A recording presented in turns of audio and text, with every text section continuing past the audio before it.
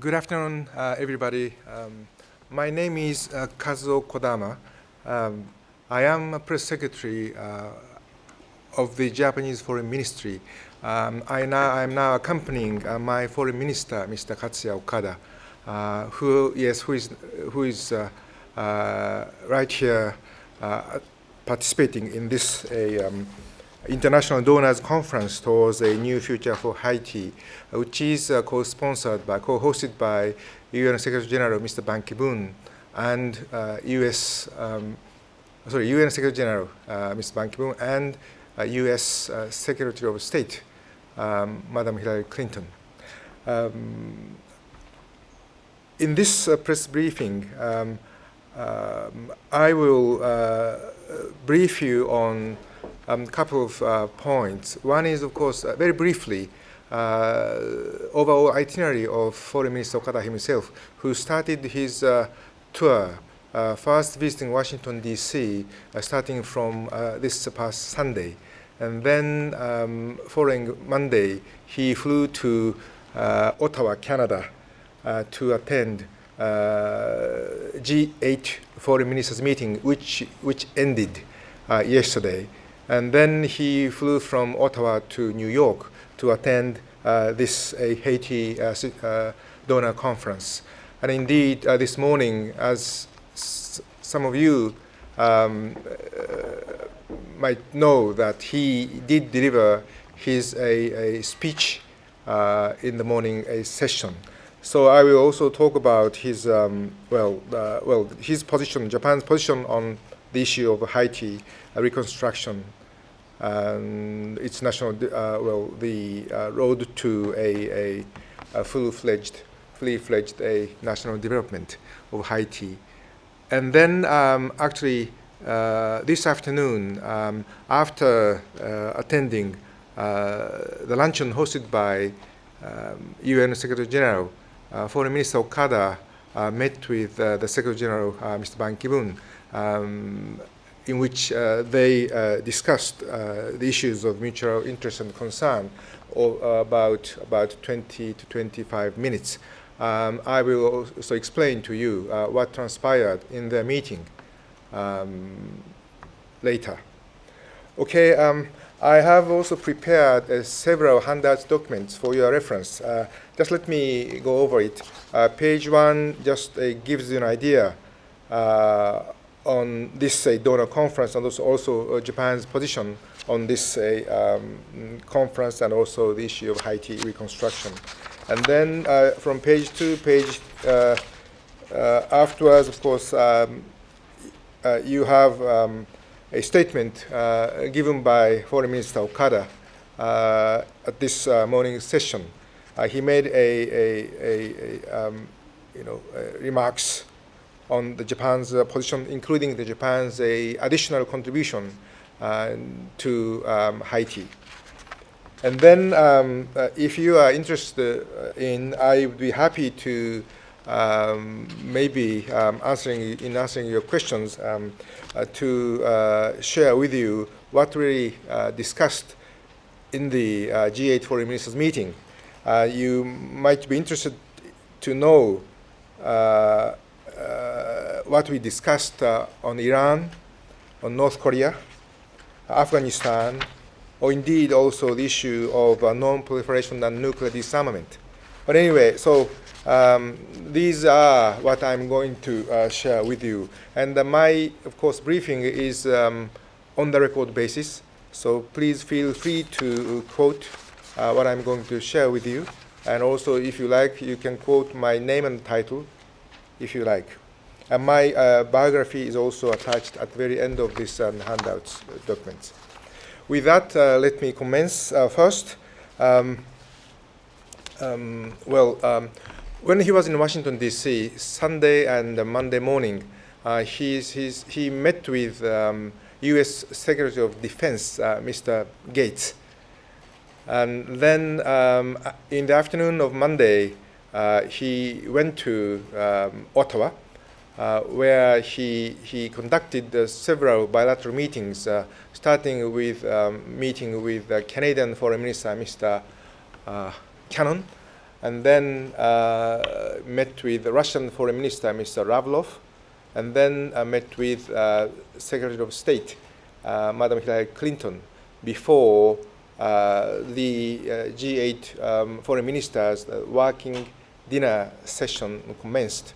And at the end of the working session of day one, G8 foreign ministers issued a standalone statement on Afghanistan.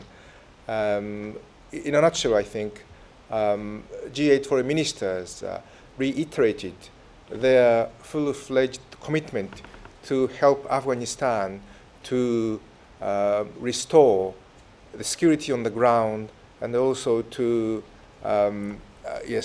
to help them to implement their national strategy for the reconstruction of Afghanistan.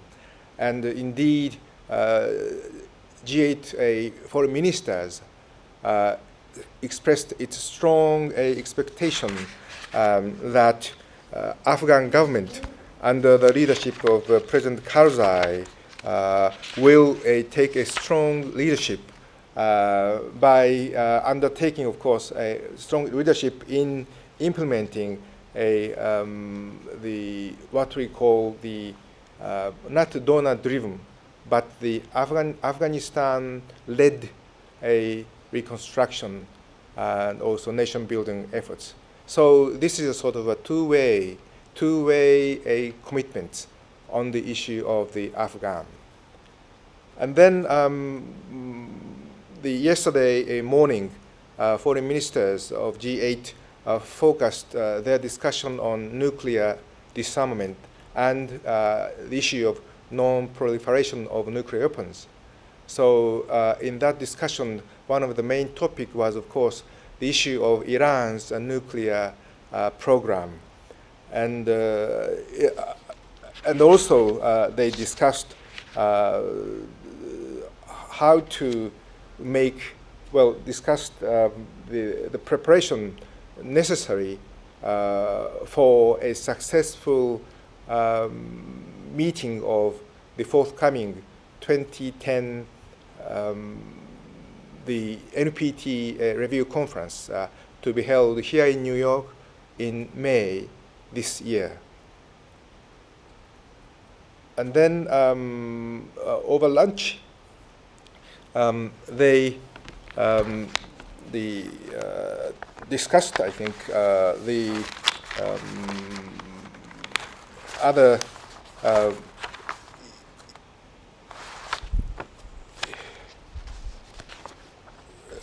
issues pertaining to security vulnerabilities, focusing on one major topic was indeed today's also topic, Haiti, how the international community should mount a coordinated assistance strategy to help the Haiti to recover from this devastation caused by the earthquake which struck Haiti on January the 12th this year.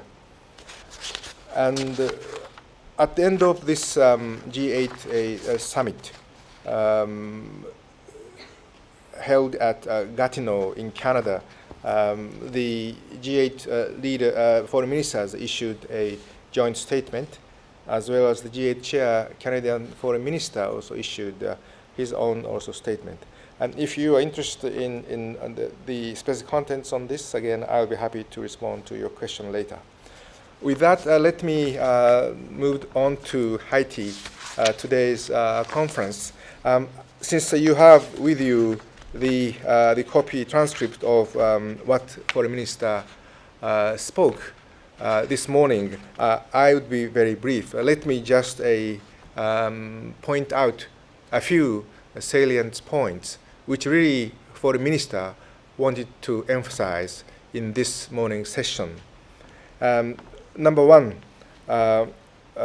we also consider this meeting is an opportunity where the international community at large demonstrates the solidarity of the international community towards Haiti. I think that sentiment, well, this is my own just observation, was well reflected in the whole in the session of this morning. I think starting right from the beginning, I think up to now. Now, Foreign Minister Okada himself made also his personal visit to Haiti 10 days ago. So he knew what happened, how the things are in Haiti right now through his own visit. He made a couple of observations based on his own visit. He said, I quote, "I have fully realized that what Haiti urgently needs are the removal of debris, and with the rainy season approaching, the construction of shelters and prevention of the spread of infectious diseases."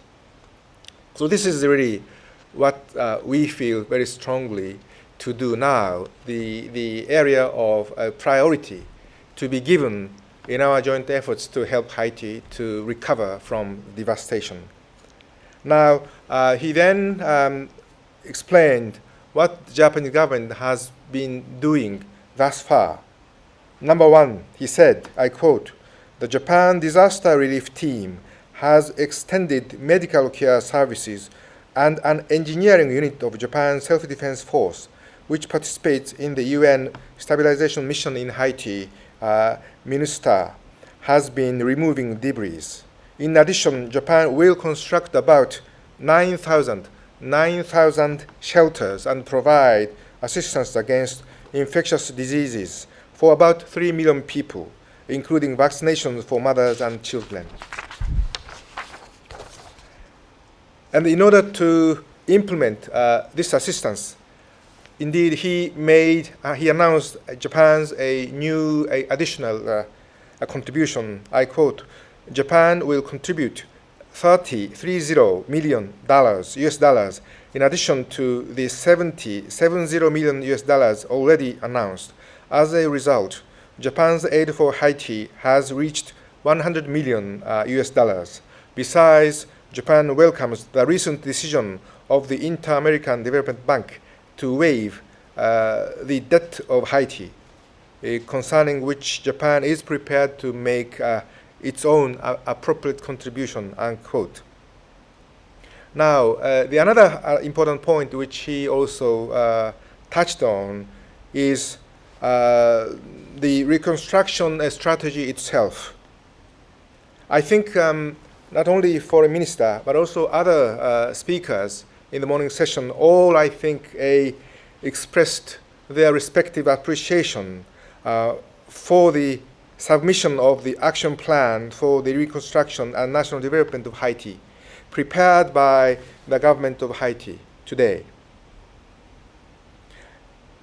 Then he said, on the other hand, true reconstruction does not simply mean a return to the pre-earthquake situation, but the rebirth of a state which has an adequate foundation to fully satisfy the people's needs in such fields as education, medical services, employment, and the rule of law. It is essential that the international community collaborate in assisting such efforts of the government of Haiti. Japan is determined to proactively contribute to this endeavor. And then finally, the final point is this. Japan's assistance has hitherto emphasized 3 areas.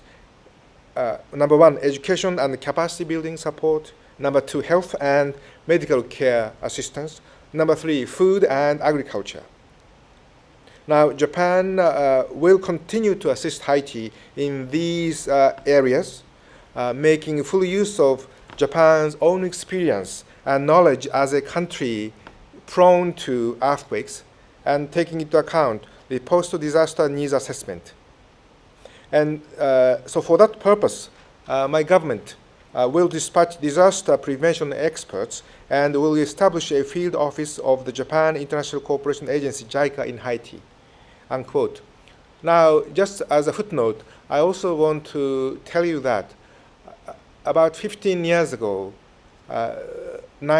January 1995, yes, the western part of Japan, place called Kobe area, was devastated by the Hanshin Awaji, a great earthquake.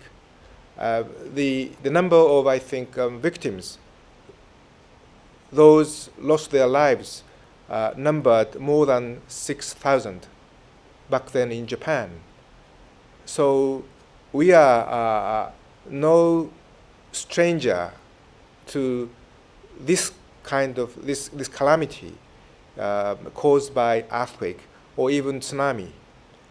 And so I think we believe in a post earthquake reconstruction phase, and Japan believes very strongly Japan has a sort of a competitive edge, or Japan has a strength in making its unique contribution to any disaster, hit nations in the world. So here we are dead serious in rendering our support, making available our expertise to help in every possible manner the Haitian people and the government to get back from their sort of a disaster.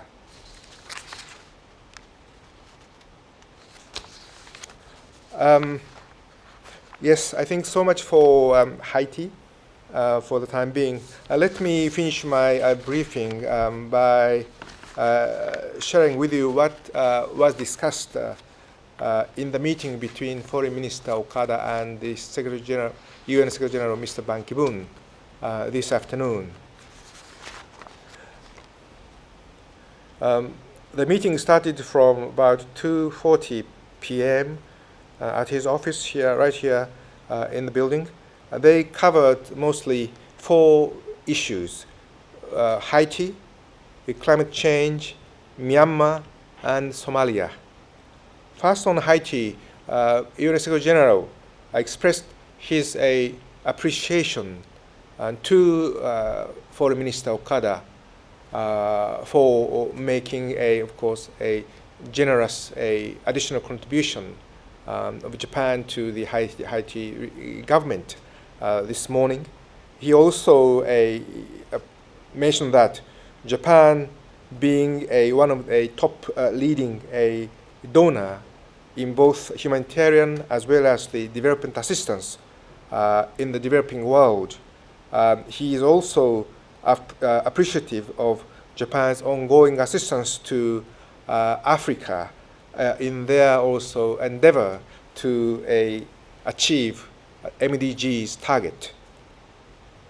And in that respect, he also he asked the foreign minister to convey his invitation to Prime Minister Hatoyama to attend the forthcoming UN high-level summit on MDGs, which Secretary General Ban Ki-moon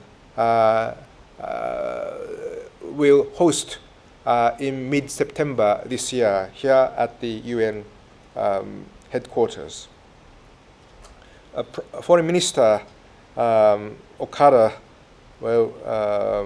shared his thought on Haiti reconstruction very briefly, and also he promised that he will convey Mr. Ban's invitation to Prime Minister Hatoyama on the forthcoming MDG summit here in New York in September. On climate change, again, UN Secretary General mentioned that today in London,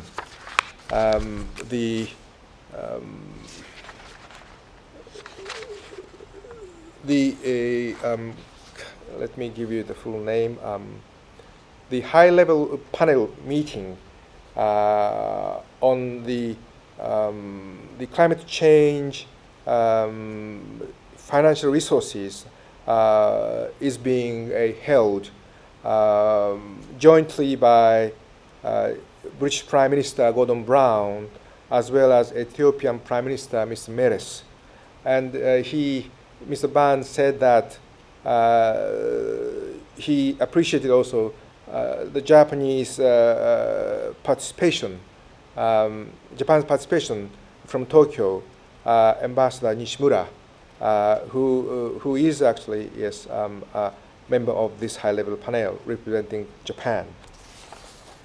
And Mr. Ban also briefly, I think, mentioned that as of today, more than 110 governments signed the Copenhagen Accord, and he hopes that the number will increase in due course. And he also expressed his hope that the major elements embodied in the Copenhagen Accord will be reflected in due course in the course of the negotiations which will take place towards the COP16 meeting to be held in Mexico. Foreign Minister Okada reiterated Japan's principled position on the issue of climate change, referring that Japan's commitment to achieve its own midterm target of CO2 emission reduction 25% by 2020.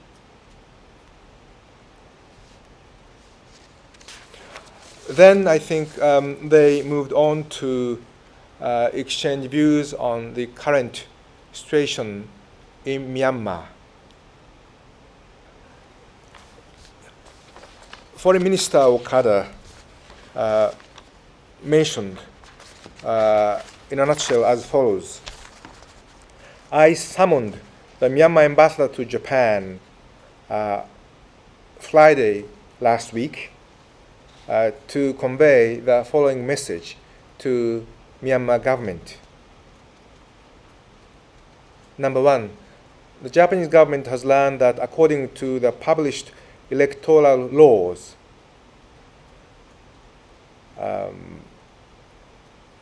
Madam Aung San Suu Kyi, who is under house detention, cannot stand for the forthcoming general election.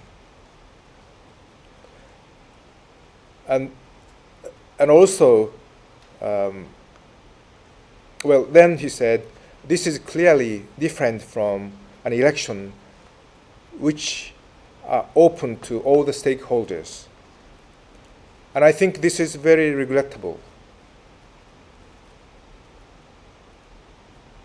So, government of Japan requests Myanmar government to reconsider the matter so that an election will be held fair and open and to all the stakeholders. And just as a footnote, I also would like to refer to the exact wording in the G8 foreign ministers meeting a discussion. I just quote what Canadian chair's statement said on Myanmar.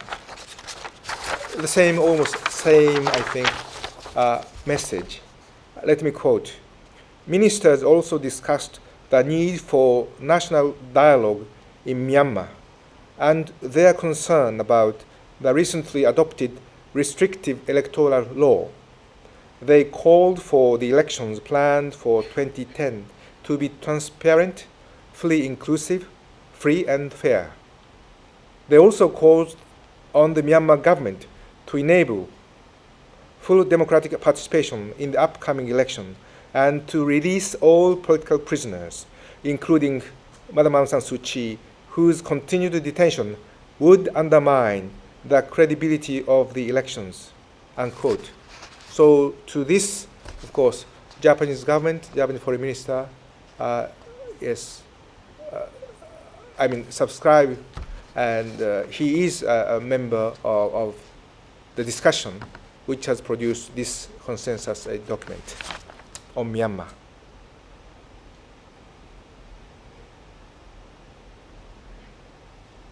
So both Foreign Minister Okada and UN Secretary General, Mr. Ban, shared their strong concern about the current situation pertaining to the democratization process in Myanmar. And Japan, of course, will continue to engage Myanmar to really to ask Myanmar to reconsider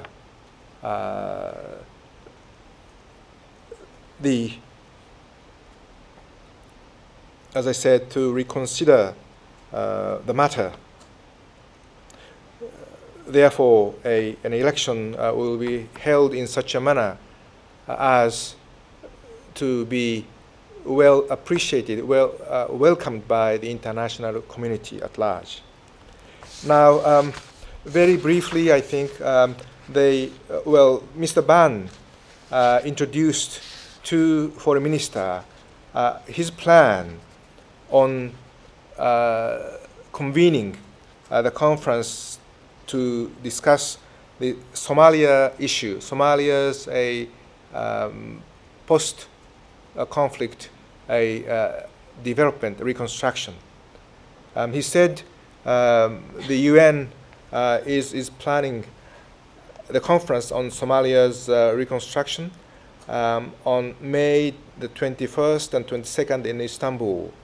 And he expressed his hope that Japanese government would take part in this meeting. In response, Foreign Minister Okada said that, including a possibility of taking part in this of course, a meeting, I will instruct my Foreign Ministry officials to follow it up. And then finally, they briefly exchanged their views on DPLK, North Korea.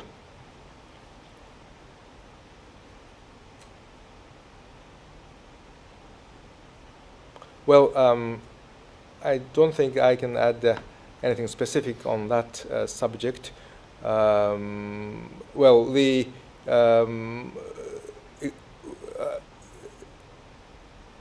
With only one point, I think Japan's, of course, position remains very principled and consistent that DPLK must return to the six-party talks without attaching any preconditions. And also, we strongly hope or demand DPLK to fully comply with all the existing UN Security Council resolutions. And we will continue to apply the principle of dialogue and pressure. This is still our position on DPLK.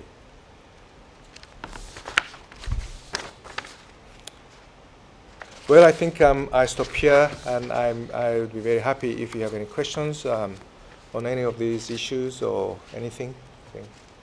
So, okay. So, Matthew Lee, Intercity Press.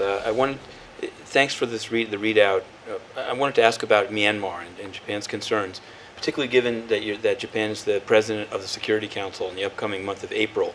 Whether you anticipate there was a meeting or a consultation on Myanmar toward the end of March, but obviously, as I'm wondering with you in the presidency, if you can anticipate it coming up. And maybe I missed it in the first part of your discussion of when the foreign minister was in Washington. Where do things stand on the issue of the U.S. bases in Japan?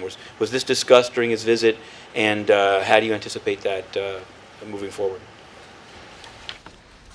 You asked two questions, I think. As for your first question on Myanmar, and yes, Japan will be a chair of April UN Security Council, and but anyway, I think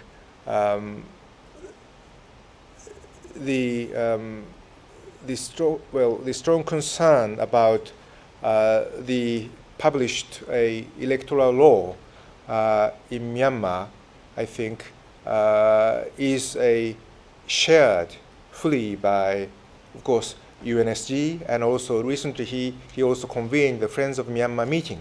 I think also United States and as I said earlier, G8 foreign ministers all share their concern on this issue. Now, what are we going to do? The important thing is, of course, we have now, as a G8, sent out a very clear message to Myanmar government that we don't believe newly published electoral laws, which is supposed to prepare for the forthcoming general election, does not measure up to the expectation which we have to ensure a fair, inclusive, and democratic election in Myanmar, right? Our message is being clear and is being sent out to the notice of, I think, Myanmar government. Now, I think we need to also mobilize the support in the international community. The foreign minister also is of course, foreign minister, intends to contact ASEAN countries. After all, Myanmar is a member of ASEAN organization. I think foreign minister believes that ASEAN member states can do more also to resolve this issue. And so anyway, we will continue to engage in Myanmar. And we understand United States government also, I think, is ready to engage in Myanmar. And we hope, the time is, of course, running short, but we hope we'll be able to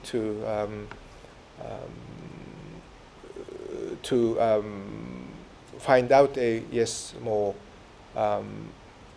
acceptable solution on this issue. Now, on the issue of the relocation of very specific issue, and some of you may not know this at all. We have a issue of the relocation of Phtenma Air Station in Okinawa under the framework of the overall the program of reallocation of U.S. Forces in Japan. Now, since the beginning of the new administration in Japan under Prime Minister Hatoyama, September last year, Japanese government has decided to review the existing agreement on this issue, which was struck in 2007 between the U.S. administration and the then Japanese government under the rule of LDP, Liberal Democratic Party of Japan back then. And my government has been reviewing this issue under the leadership of Prime Minister Hatoyama and also his Chief Cabinet Secretary, Mr. Hirano. And this issue, of course, has been the issue of finding a solution, on one hand, to reduce an excessive burden on the shoulders of the Okinawan local people. I mean, burden of accepting, burden of having a U.S. forces a base in Okinawa. All kinds of risk, of course, is there. But at the same time, if we are going to relocate this U.S. Marines base in Okinawa, it should not be in any way adversely impact the credible deterrence provided by the U.S. forces in Japan.